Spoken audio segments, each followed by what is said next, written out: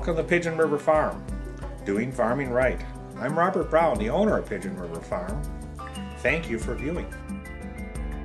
Good evening. In tonight's episode, we're going to talk about multi-species grazing.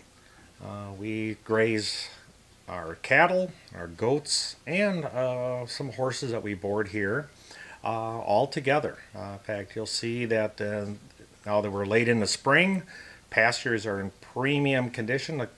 All the livestock like to get from one pasture to another to get that fresh grass, and it's amazing how well they get along. I've never had any challenges.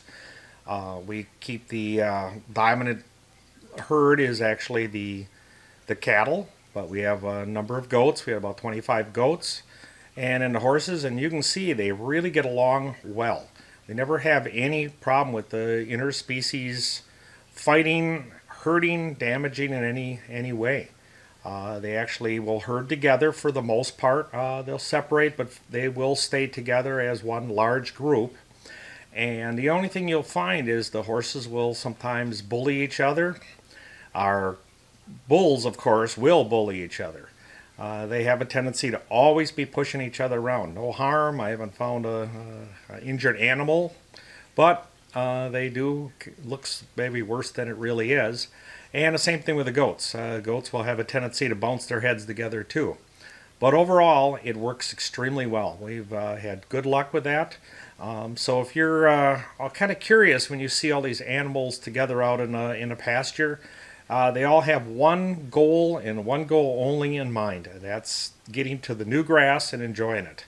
As you can see how like this bull here eating the grass, their technique, enjoying it very much. That's where all the nutrients, especially the spring flush, it's so rich in nutrient, making that animal as healthy as possible. Plus we go with a wide variety of crops, so we have legumes and grasses. There'd be clovers, alfalfas, and a whole series of grasses. And it's kind of something for everybody. There's a smorgasbord out there.